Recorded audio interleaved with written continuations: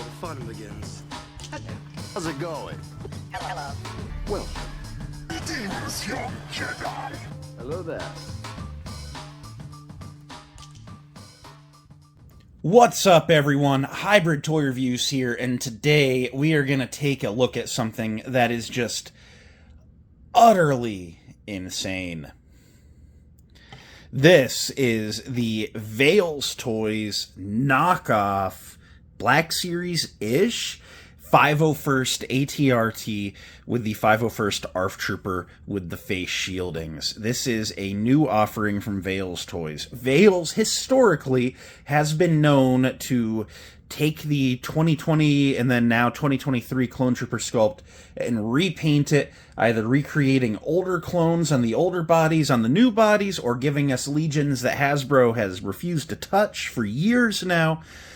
But this is Veil's first foray into the world of vehicles, and they have given us a vehicle that Hasbro hasn't given us yet, which is bizarre. We have been asking for a long time for Black Series vehicles that are the clone vehicles, the ATRT, the Bark Speeder, things that don't come across as being truly that enormous.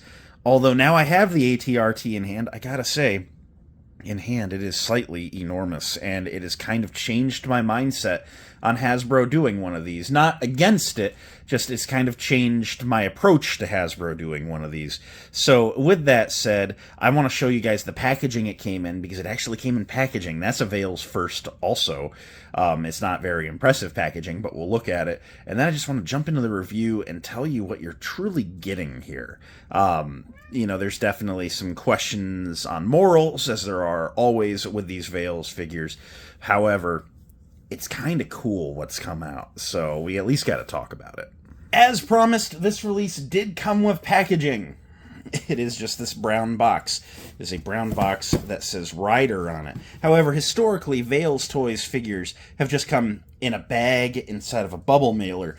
And so something interesting is, opening this up, there are actually custom molded plastic trays that the ATRT nests into. It kept it very safe during shipping. This box was then in an innocuous brown box that had the shipping info on it, so it was actually packed very securely and arrived very safe. And then there's this kind of void area up above in the top tray, and then that's where they laid in the included figure if you chose to go that route, because there are two purchasing options here. You can either buy the vehicle itself for about $100, or for about $115 you can get it with a figure. So anyway, let's go ahead and jump into the review. So as I stated, there are two ways you can go about purchasing this. You can either purchase it with or without a figure. The included figure is this 501st ARF Trooper with the face flaps. Now, Veils has offered this figure before, and I've already purchased it, and I've already reviewed it, so I will try to remember to super link that here so you can go over and take a much more in-depth look at this figure. Not really a lot has changed on it, so we're going to go over it incredibly briefly. But ultimately, I did choose to get the figure because I want to leave one of these guys on my trooper shelf, and then I want to have one of these guys on the walker. So to me, it was worth acquiring another figure. So this guy comes with the standard Clone Trooper blasters, the DC-15 or whatever. This is the standard short one. This one's sculpted rather straight. A lot of time they get a little warpy. It might have been a benefit of coming in a box instead of in a bubble mailer. And then it comes with a longer rifle. This one has a slight bow in it, but I ultimately am not going to have this guy holding any of these rifles ever, just because I'm going to have him holding the controllers, the control sticks of the vehicle. Now, looking at the figure himself, something that's going on here, I did have a QC issue on this guy, which I've never really had a QC issue on Veils. Sometimes you get a slightly misaligned print. I mean, I suppose you always have that, but I've never had something show up damaged. And the strap on the elbow pad on his right elbow did come broken. That didn't happen when I was posing it. You know, this is about as tight as I can squeeze the rubber together, which makes me think maybe it was just not miscast, or you know, something went wrong at the factory end there, you know, more than like an assembly issue, I believe. That's a little bit frustrating, but he's always going to be posed with his elbows bent, and you know, it's just like, I don't know, you bend the elbow, it pushes the strap up into the bicep, you don't really see the strap anyway. It's like, It's frustrating. It's a little bit annoying. It's not the end of the world for me. Otherwise, everything on this guy came out pretty clean. From the neck down, he is just a Phase 2 501st Trooper. He's got the 2 stripes going down the legs, the blue like wedges on the knee pads there. He has the 501st like A on the chest, although on this one also it is maybe just a touch to the right off center. The shoulder pads look very nice. The blue bands around the wrist look good. Around back, not really anything going on. He has a very rubbery antenna, which out of the bag is bent over. You can run it over under some hot water and then kind of straighten it out and then run it under some cool water while holding it straight. That will correct it. I haven't done that yet. I'm just giving you the raw visuals of it. The sculpt for the helmet is very, very nice. He's got the tan face flaps there. Hasbro has yet to do an ARF Trooper helmet, period, but it's cool that Veils A made an ARF Trooper helmet, and then B made a variant of the ARF Trooper helmet with the face flaps. They're definitely beating over Hasbro there. So while there is definitely a QC issue and another QC issue there, I'm not upset with this figure. It's frustrating, and that's why I'm pointing it out. But I'm not just sitting here like, don't buy it because and I've seen a bunch of people getting this, and their elbow pads are fine. I just got the dud this time. But, and even with Hasbro, there's always a dud in the mix somewhere. So it just is what it is. But very, very happy to have this guy. And it is, of course, the 2023 clone sculpt. I'm not going to run through articulation. Like I said, I'll try to hyperlink that review. And you'll get a much closer look at my first copy of this figure. But figure quality, it feels just like a Hasbro figure, in my opinion. And now, the big one. This ATRT is immensely impressive and just has a ginormous shelf presence. This guy looks oh so cool, especially when you have a figure mounted on it like you saw in the beginning, and we will see again near the end. But I want to give you a very in-depth look at the ATRT, of course. So for starters, it comes with an Allen wrench. So this, I will point out as we go through it, the leg joints are all ratcheting, but they do feature black Allen screws. And should the articulation happen to be too tight or too loose, you can loosen or snug the screw to either loosen or snug the joint, as, aligns with what action you're doing with the wrench. So you can definitely make the articulation, suitable to you should it come out and have a limp leg, or if you're just like, wow, I think I'm going to snap it if I try to force that joint, loosen the joint, tighten the joint, whatever applies to your situation. So it is nice that there is a little bit of flexibility there, and it just makes life a little bit easier. And it's nice that they included the wrench instead of just assuming you would have a wrench. So right out of the box, I will say mine did not require any adjustment. It did require some very minor assembly, but it is just assembly that they all are going to feature. The chin-mounted turret here, removing it there, is attached via magnet. There's a magnet in here, and there's a magnet in the base where it mounts up in the chin there. And just looking at this, this is very impressive. It's very pointy, too, like that, you could definitely hurt someone if you jabbed them with that pretty good. But it's in a nice gunmetal gray, features a little bit of dark gray, almost black paint right there, and then a nice coppery gold on the band. Of course, the magnets can rotate on each other, and then it features a pivot there to go up and down.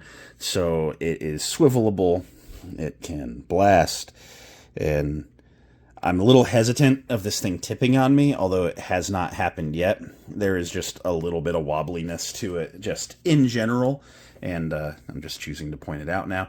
The other bit of assembly is here on the back. It comes with this antenna loose in the box. Let me see. There we go. So it's got a short antenna, a long antenna, and then they are conjoined at the base there. These antennas are metal. There's a metal, part here. They're both metal. They both came out of the box rather straight. You could potentially see this guy take a shelf dive, and then these guys kink and bend and stuff. Hence why I'm just trying to not super trust it just yet. But it pegs into the back like so very easily. You could rotate it either way. However, I'm going to talk about where this sculpt came from and why I'm choosing to put the short antenna in the back. That's because it matches the photos of the Hot Toys ATRT. This sculpt very much is the Hot Toys ATRT. It's like they took a digital scan of it and shrunk it down. There's a couple little things that I've seen people point out in comment sections where it deviates a little here and there. And I think, at its core, it is still that Hot Toys sculpt. And then they tweaked it a little bit to suit their own, abilities in assembling and reproducing it. So, VeilsToys, historically, they need a new helmet sculpt. They either shrink a side sew sculpt, or they buy a custom head sculpt off of Etsy and then, cast it and run with it. We've talked before on the channel about the ethics, and at the end of the day, it's a bootleg action figure. This is money that ultimately should be going to Hasbro, even though Hasbro ultimately isn't making the characters that we want. I'm not like trying to call it out, but I'm acknowledging it. Hasbro's gotten very good about that lately. I'm not saying it like as a big dig, but people have been saying for the longest time, hey, like, why not a Bark Speeder? Why not an ATRT? We're like 12, 13 years into the Black Series at this point, and I finally have an ATRT on the shelf, and Hasbro didn't make it. There's been custom options out there forever, but like all the other Veils clones that have made their way into my collection, it's like I would have gladly given Hasbro the money. But now if Hasbro makes a 501st ATRT, I have to question, do I need two on the shelf? So they need to make one that's a lot better. And is Hasbro going to make a product that's a better quality than a Hot Toy sculpt? And of course, this is a Hot Toy sculpt that's then modified. So they're not competing one-to-one with Hot Toys there. But there are elements of Hot Toys here, and Hot Toys is a very high-quality company. So, it's kind of like is it right, is it wrong? On paper, objectively, it's probably wrong. But I don't blame anyone for buying this. I don't think you're wrong for buying this. We want ATRTs on our shelves, and finally someone has made it available. And it's money that's not going to the House of Mouse. But it's like, they're not going to come after you for buying it. They might go after VeilsToys if they can figure out where they're operating out of. But they're not going to come after you, and I don't think you're wrong for buying it if you've waited this long for an ATRT. There's not one coming on the horizon, nothing that's been announced at least. So I would say if you want it, like, buy it. If you think that the value's there, that is. So looking at it, as mentioned, it is a shrunk-down Hot Toys sculpt, slightly modified.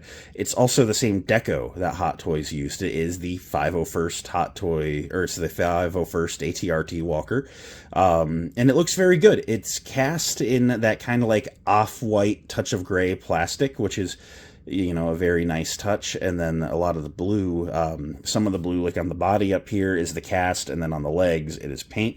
But the cast and painted colors match very well between the two. It's not like two different tones of blue that are very close. That little gold copper accent on the gun there pops. There is a little element of like a light here besides the seat. There are two little red punched-in lights to the rear of the seat. They painted the buttons between the controls, and it's just very, very nice looking. There's a screen in the middle there that's just molded, but it's not painted or anything. These controls, the lower handles can articulate up and down. The upper handles are fixed. Now, when I opened mine, the two handles had actually popped off of the control arms there, and they were loose in the box. I have reattached them with super glue. They have like D-shaped pegs, so there's only one correct way to insert them. They're not really meant to come out, and I've made sure they won't come out again. And then ultimately the arms can unpeg from the body there, but they were a bit of a loose connection, and I've already reconnected them with super glue. So mine has been corrected. I highly recommend that everyone keeps a little tube of the Craggle around. It is a collector's benefit to have it, ultimately on any figure line. You might have something break here and there, and it just kind of keeps things, around.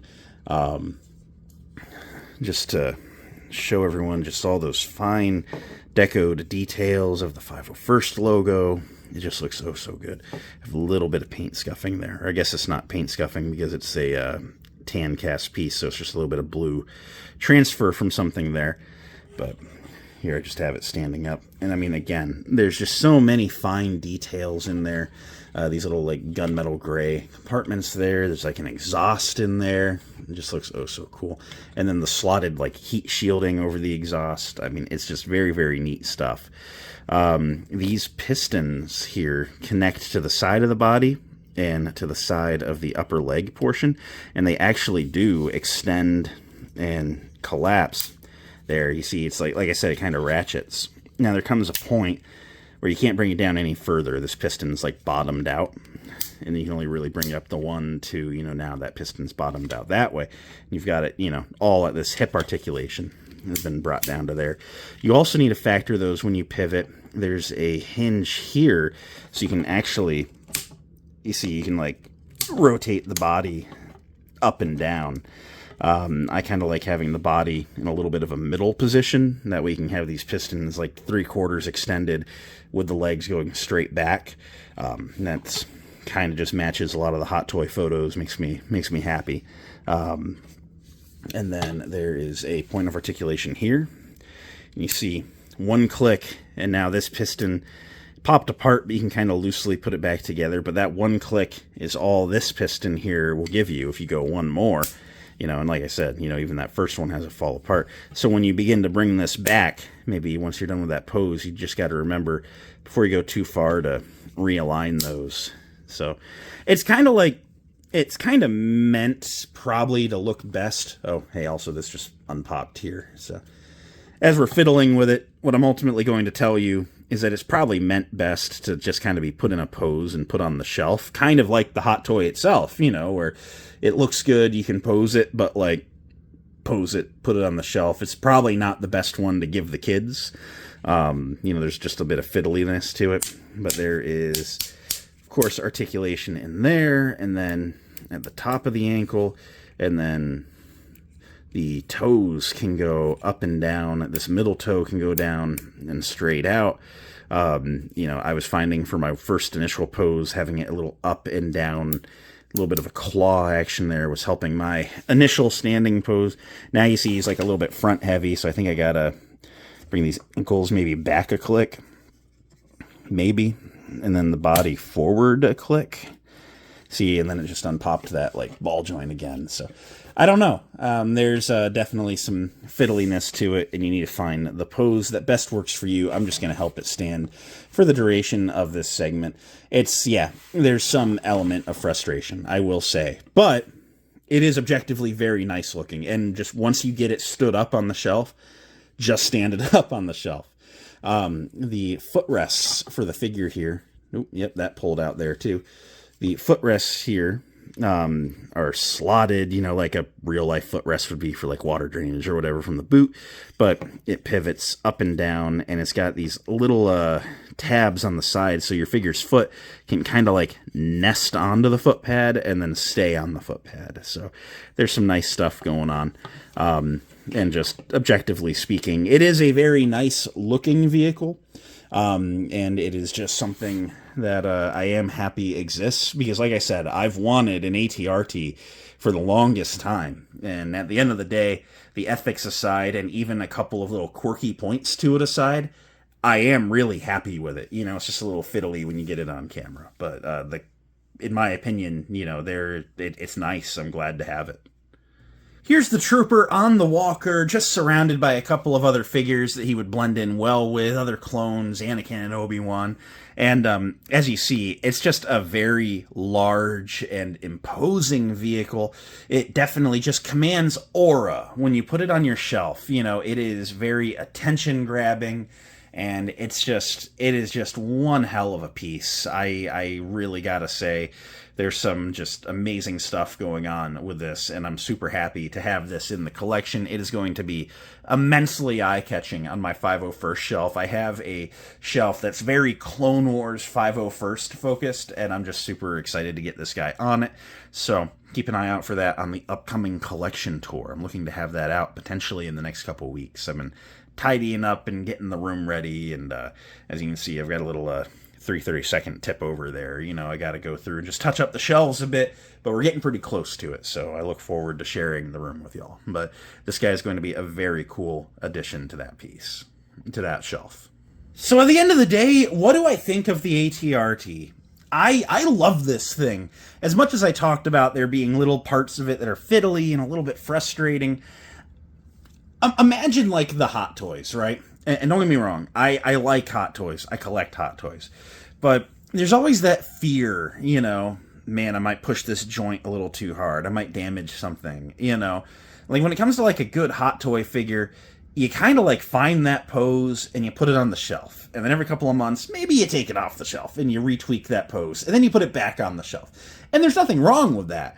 That's generally how I am with my Hot Toys. So when it comes to, like, this, and the fact that it's, like, a Hot Toys sculpt, and there are things that feel a little bit brittle about it, I'm perfectly happy with just finding a good pose for the walker and sticking it on the shelf. You know, like, hey, all right, it's accomplished its goal. It looks cool, and I'm done with it. So putting it on the shelf, you know, that's the goal at the end for me, is getting it on the shelf, surrounded by some other troopers, looking cool. You know, as long as I get that out of it, I'm generally pretty satisfied. So I talked about the ethics of it.